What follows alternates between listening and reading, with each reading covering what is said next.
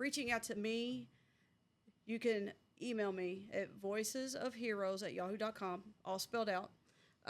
Or you can find me on TikTok, YouTube channel, same thing, Voices of Heroes. Shoot me a message. However you want to get a hold of me, you can. What about you, information-wise? I am on Instagram, Okay. Heroes Health and Wellness. I'm on Facebook under my name, Lisa M. Cook. You can email me, lisa@heroes.net, or revolutionarynursecoach@gmail.com are the ways to get a hold of me. Okay. And then that way, we'll do this again, like at the end, so that y'all have it again. But I cannot emphasize enough how much we want to help you. Even like I said, if you want to come on here and not talk about anything that you've seen or you've done, say you're a firefighter, okay, and you just want to come on and you want us to talk about sports, go Vols. We can do that. If you want to talk about the weather and how crazy Kentucky weather is, oh my gosh, it's I'm so good hot with that. right now. It is terrible, terrible. Whatever you want to do, we can do. To an extent. Be good people. So, with the mental health side, let's talk a little bit about the PTSD. Okay. Because we know that's the huge sweep it under the rug. It's getting better, but over the years, our 30-something years, okay? Yeah. 60-something years. Between the two of us, right. yeah. And we ain't 60. No. So let's talk about that a little bit. Sure. You've got people don't like to use the word at all. They don't want to use those letters. They don't want to talk about PTSD. No. It needs to be addressed. Yeah. Men are the worst. Yeah. Oh God, they don't want to talk about their feelings at all. No. And I get that. When I got on the fire department, only female in the fire department. All these guys, you swept it under the rug and you went on. It's just what you did. And if there was something and they did call in a chaplain to do the whole circle thing, I will be the first to tell you I did not talk during those. I didn't raise my hand. None of us wanted to discuss it. If it came out and us discussed it, it was around the kitchen table. Yep. At the firehouse that you're stationed at. Yep. And the few people that you clicked with. I mean, it was never it was never everyone. It never was. I've been through several of those, and you feel stupid because you really don't want to discuss any of it because the chaplain was not there. They weren't. No, they weren't. So I joined as a junior firefighter. Right. Only female as a junior firefighter. I think when I moved up to be a regular firefighter, I was the second of two females, and then a third female joined. Okay. So my volunteer. So you know. Of course, all volunteer. Right. So because I come from Central New York, out in the middle of like nowhere, so it's all volunteer. So we drove to the scenes. Right. So, you don't get a lot of debriefing. So you're lucky that you had chaplains. Right. And we didn't have them on every run. It was just, no. It was the ones that the chief decided, maybe this is what we need. I think maybe out of all of my runs and everything, I think I might have had maybe 2 out of all my runs. Out of all of them? Out of all of them. 2 debriefings that the chief ended up having. I think. And that's it. Yeah. And of course, bring the chaplain in. One of them, I think, was so bad, the chaplain really didn't even want to be there. I'm not one surprised. of them. So it was like, quick, get it done, get it over with. Who really wants to talk, And nobody really talks. So that one was like really short and sweet. We was all out the door. Oh, but the other thing to is, get out the door. The other thing is because we were all volunteer, it was set up based on the chaplain's schedule and not everybody else's schedule. So hey, if you have a full-time job And you can't make it. and oh you well. can't make it, oh well, sucks Yeah. to be you. Yeah, and we've got to change. That's got to change. I Yeah. mean, it has changed some to a degree, but it's still not where it needs to be. But what if your belief system isn't the same as the chaplain's? Exactly. All right. Do you want to speak to that chaplain? No. And if you already had a run-in with this chaplain who was not at the scene and does not understand, do you really want to talk to them again? No. Yeah, Yeah, no. I agree. Yeah. So, that's why, I mean, a lot of departments are using the peer support. But it can't be, it has to be a different type of peer support. Some departments are using their peer support correctly. Other departments aren't. And some aren't doing it at all. And some aren't doing it at all. It's nice when they do it. But then again, my son, I mean, when I was up visiting my son and my granddaughter, they just had 2 firefighters from 2 different departments fall in a shit truck and die. I saw that. Yeah. And so that was pretty devastating. My son was like devastated because he's a farmer. Sure. But did they get the debriefing that those firefighters needed? Probably not. Probably not. And that's going to be something that stays with them forever. Exactly. It's not that right there will never go away. I mean, Lisa can account. We just had a firefighter that passed away from in line of duty death from cancer. Exactly. It happens more and more. Mm-hmm. Yes, he wasn't in a fire, but it was still in line of duty because all the stuff that we've been inhaled, it catches up to you. It really does. I was at 9/11. How many people from 9/11 died from cancer? There's certain things that really aren't discussed. If you got cancer and that's something that bothers you and you got it because of the job you do, you could come and talk about that. Exactly. That's okay too. It doesn't have to be a fatal or a car wreck or a house fire. You don't have to talk about that. You can talk about anything you want. She can help you. Right. And the thing of it is there's, trauma is trauma. Yes. Whether it's, seen on the job, whether it's the loss of a family member, that's trauma. Yeah. It can be personal. Yeah. Yeah. And it needs to be dealt with. I'm here to help you with that. I'm here to help you walk that walk and walk through that, because each time you are exposed to a trauma, all those traumas build up. And if you don't have good coping strategies and mechanisms to deal with that, that is how it leads to PTSD. Yes. Each time you deal with the trauma and you work through and you use your coping mechanisms, it helps you get under control. So, how many times do you take in, this is a good one to help bring it to reality. How many times do you back your car into the parking spot? Thousands. How many times when you walk into a restaurant do you sit with your back to the wall? Every time. How many times when you're in that restaurant are you looking to count the exits? Every time. You always have your, it's you're, terrible. You're on guard. Yeah, absolutely. It's a little bit of that, your flight or fight system is always activated. Right. It's ingrained in us. I never sit in the middle of a room. Exactly. We got to sit on the outside. Yep. I need to make sure I can see the doors and people coming in and out, because you just don't know anymore. Right. Yes. But it's ingrained in us. Yes. That actually is a little bit of PTSD response. Yeah. Oh, I'm sure. Yeah. So. And another thing, not to cut her off, but just because we're using PTSD does not mean that's a 4-letter word for just military. That happens in every line of service. It's not just, military sees it all, or they kill these people or whatever. But you're seeing the same things on the fire scene.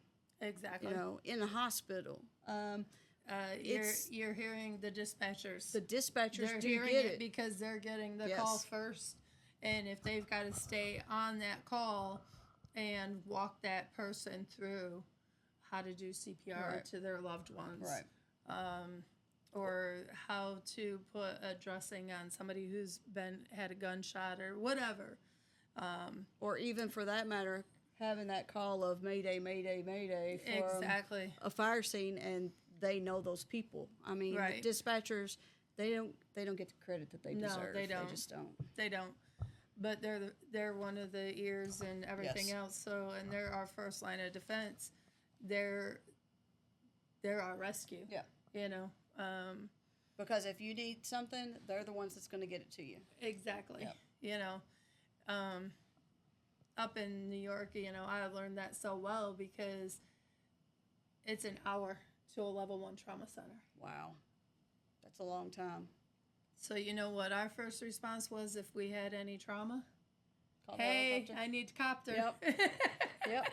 And that's So- and that right there again, flight nurses, flight medics, Exactly. even the pilots of the helicopters, they're still in line of duty people. They still see what you see. And they are doing, you don't know what they're doing in that helicopter to get to the hospital. Probably a little more advanced what you would be doing in an ambulance to get to the hospital. Well, except for when I first started my career, Mhm. it was me Right. because we didn't have all the extra Sure. people. So guess what? As a medic, You hopped on that. Ex- You hopped on that helicopter, and you did it. were the one that went to that hospital. That's a good time. I had a very good time. Isn't that terrible? That's a good time. I don't know. My favorite helicopters that come into the helipad at U of L is the Blackhawks, Oh yeah. and taking them out of the that's a good time. Oh, that That's is a good time. So, but yeah, I mean, PTSD affects a lot of people, and actually, you may not think that it's affecting your family, but it is. It is because, you know, if you aren't taking care of yourself and you're not getting a good quality of sleep Right. and whatnot, if somebody comes in and wakes you up, what are you going to do? If you're not woken up the right way, you're going to come up swinging, Yeah. which isn't a good thing. Or grumpy Or grumpy yeah, or whatever. I mean, My child knows he's learned to wake me up a certain way. sure. And I've never hit him, but he knows to wake me up a certain way. Don't talk to mom until she's had her morning cup of coffee. I have come up when I was married, before I got my divorce. Right. I've come up swinging at him. I mean, it happens. And that was before I totally took care of my own Sure. personal mental health. You can only sweep it under the rug so long. Exactly. Yeah. And that's what I was doing until I found coaching and addressed my stuff To get to appropriately. where you are now. Exactly. Yeah. Because I did try. And I will tell you, I did try EAP. I did try therapists. I'm not shooting them down. I did find one therapist that was excellent. But he was also a firefighter. And it's because he understood. He understood, and he helped get through a lot of stuff. Right. But I've also had a lot of horrible therapists because they had no clue. Right. And me, I'm a compounding factor because I'm a medic, I'm a firefighter, and I'm a nurse. Right. So you've got it all. I've got a horrible line. Yeah, I mean. I've seen a lot of stuff. I've worked at level 1 trauma center. I've worked the streets. Yeah. So, yeah. Yeah. I mean, it's, and I think there was the PTSD thing I was going to bring up that I looked up. I was going to tell you. I found something. Give me a second. It was about career and. Yeah, this. I read this. 15% of firefighters in the U.S. report to PTSD. That's reporting. That's just reporting. Yes. There's a lot of them that are unreported. Yes, but PTSD is more common in volunteer firefighters than career. Exactly. And it's because, well, this is what I think. I may be wrong. She'll be able to tell me if I'm wrong or not. Career firefighters stay at the firehouse till their shift's over. They can discuss the stuff with each other that was on the scene with them. Volunteers come in, make the run, and go home. Right. That's a big part of it because they don't have that support once they leave the firehouse. No. Career firefighters have that extra support. I could be wrong. The statistics aren't out there. So when I got my master's degree, I really started studying this stuff. My thesis was on trauma and first responders. Very difficult to study. Very difficult to study. Not a lot out there for getting help for us. Right. Believe it or not. But now, over the past few years, it's starting to become more and more relevant. You're starting to see more people out there being able to help first responders talk about it more and more. But still, on average, between all first responders, the death rates are still too high. Yeah. Where people have taken their own lives. You're right. Volunteers, you come in, you spend, on average, roughly, on a call, depending, basic medical call, can be about 3 hours. Volunteer. Of course, I ran a huge volunteer department. A fire call, depending, you could probably spend about 6 hours or more, depending on what the call is. But then you're right, you leave. Yeah. You don't stay around the firehouse that long. No, they've gotten a little bit better. They've gotten more so during the summer months. They have more events, chicken barbecues. Sure. Those get-togethers. Yeah, the push ball tournaments, stuff like that. They do a lot of parades and things like that. More get-togethers in the summer months. Winter months are harder, but summer months, yeah, there's more get-togethers, so they can debrief a little bit more. And here, there's not. They're kind of fanning out with the volunteers. There's not as many volunteers around as there used to be. Right. Because when I got on, it was mainly volunteers. I mean, we did have 3 shifts. We had 4 people on the shift, so there was 12 guys. Mm-hmm. Everybody else was volunteer. It's just what it was. Right. We did used to hang out at the firehouse a lot. Mm-hmm. But, again, 30 years ago, well, mainly dominant male professions. Exactly. And they're not going to listen to me, a 19-year-old kid of, you don't know what you're talking about. I've been here for 40 years. Exactly. It's not about how old you are. It's not about sex, race, none of that. It's you're seeing the same things as the other person is. And we need to be better in helping each other instead of, you're good, go home. Don't push them away. Yeah. Get them help. They don't need to take a permanent solution to a temporary problem. It's just... And it's not suck it up buttercup anymore. No. It truly is. It's changed. It's changing. It's changing. We truly need to get the word out there.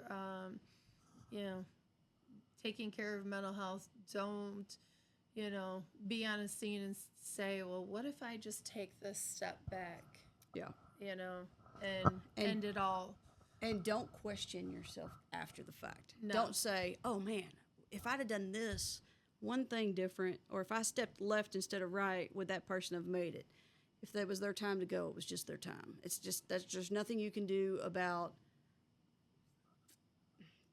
death. I mean, if it's going to happen, it's going to happen, no matter what effort you put into it. I mean, I've done CPR on people for hours, and they haven't made it. I've also done CPR on people for hours, and they have made it. You just don't know.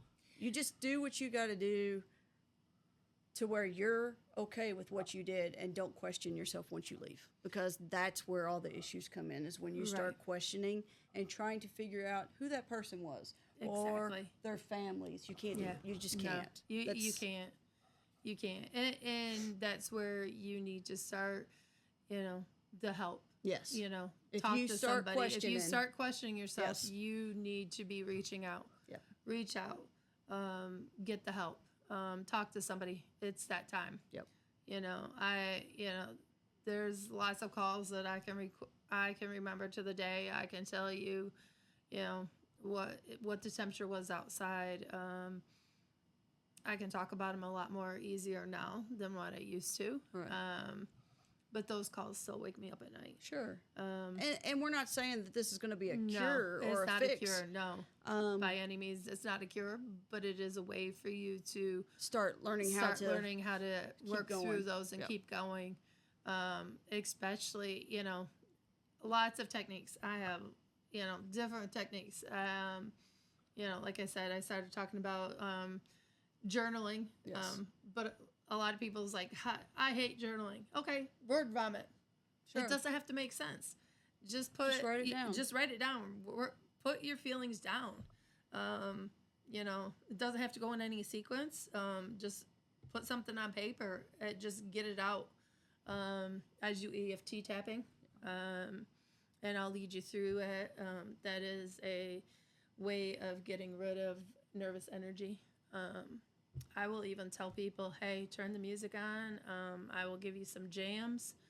I have found, believe me, one of my jams is Jelly Roll. Oh, I love me some Jelly Roll. Love me some. Some Jelly Roll. He's real. He's real. He doesn't sugarcoat it.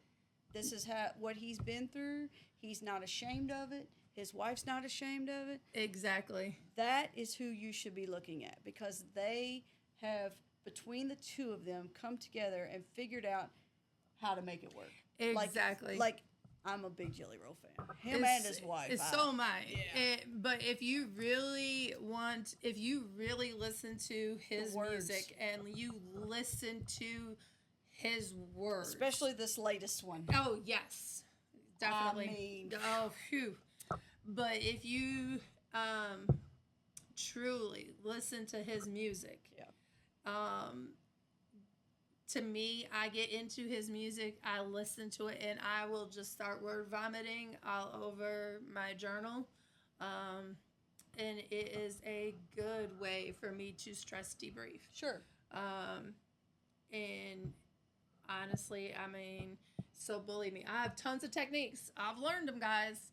So I come up with some different ones because not everyone's the same. It's not going to work for every single person. She's got something that can help everybody. Right. It's just getting to that point to figure out what she needs to get you to work on. And when I talk to you, you reach out to me. When I talk to you, I have a 2-page questionnaire that I will sit down and I will ask you.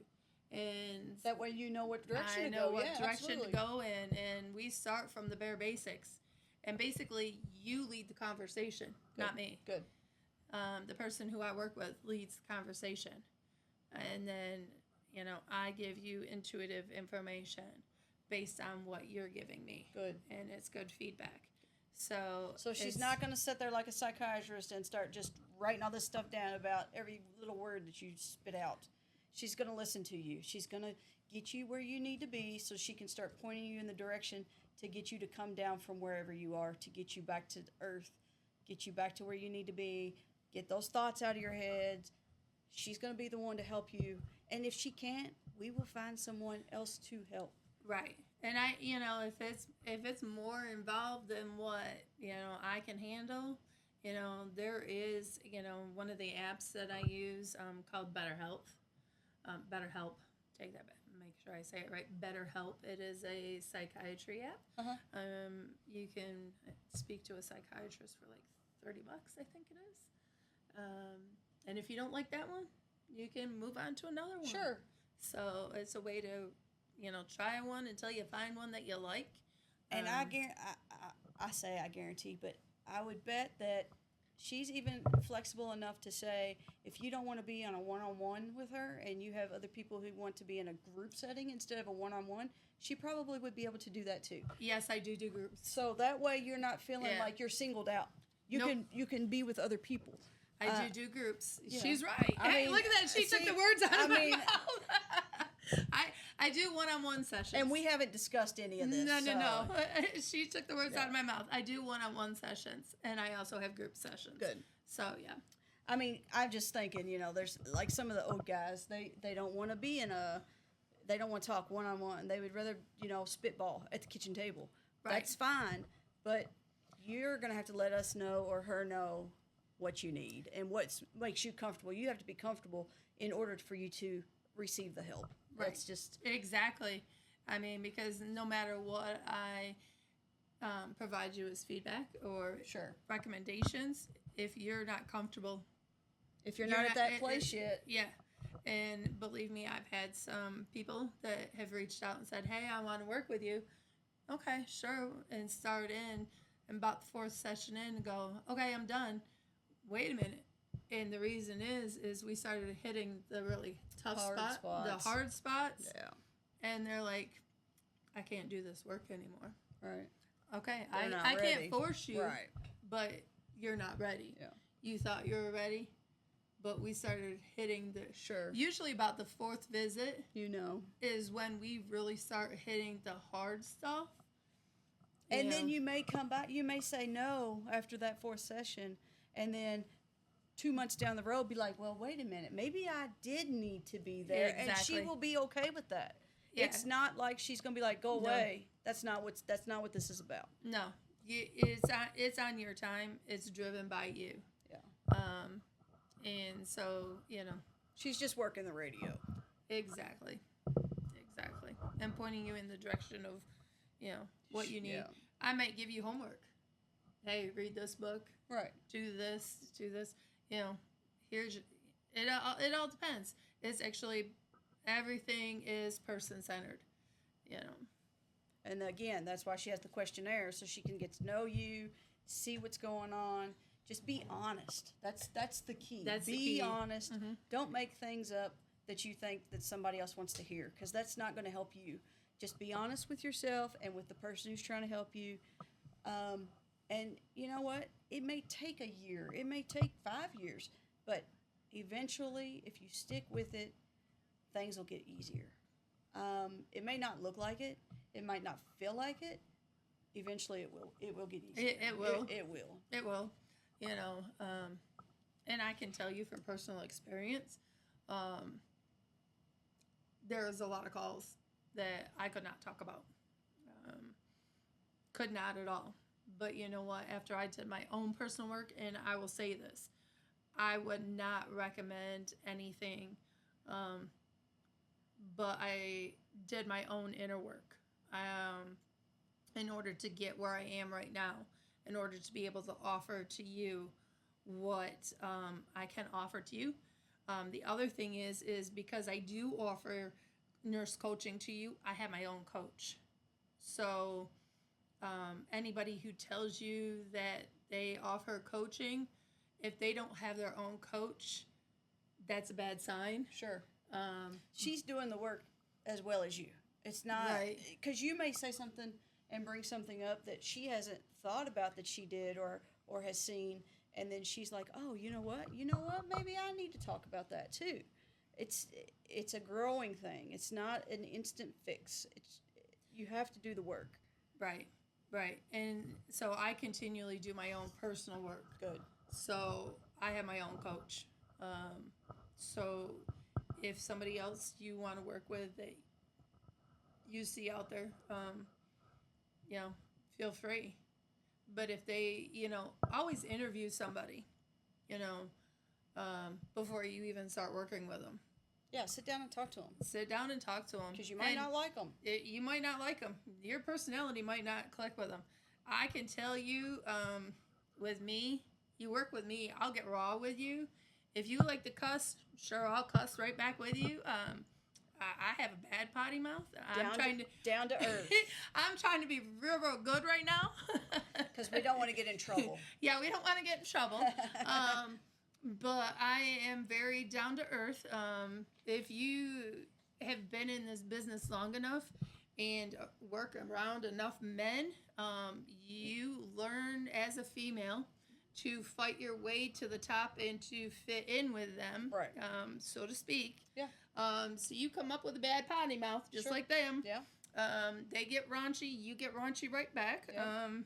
So I'm right there with you. So if that's the way you want to grow, and I won't be offended. So please, I will interview with you, whatever you need, and go from there before you even commit to working with me. Good. I'm not one of these, and if you tell me you don't like my attitude, fine. I don't take it personally. I'm not going to be offended. Right. I'm We'll here just for point you. you somewhere else. I'll point you to somebody else, or whatever direction you may want to go in. But I'm here for you. That's good. Yeah. People, it's hard to ask for help anyway, but she's willing to go about helping you in any direction that you see fit, however it is that you want to get help. Like I said, group, single, with your family, you know. Yeah, definitely, because families need it. I mean, kids see it. Kids don't know how to comprehend why they don't understand why you're acting the way you are after you see something traumatic. They're too small. They don't understand, and that affects them even though you don't think it does. Right. They see how you go through your mood changes, or Exactly. You know, Or not only that is, you just had a death in your family. You lost your parent, you lost your grandparent, you lost whatever, and just that death triggered something from a call 10 years ago. 10 years ago. Yeah. And it's now affecting you, but also your child is now, this is their very first exposure to the death Right. of a loved one in the family. And if you don't show them good habits of dealing with the loss of a loved one, every time they have a loss or a death in their lives, they're going to be impacted, because that is trauma. Right. That is the first introduction to a trauma. Yeah, and if you don't talk to them then, 20 years from now, when something else happens and this is built up, sweeping it under the rug again, Right. they're going to have issues later on because they don't know how to deal with it in the right way.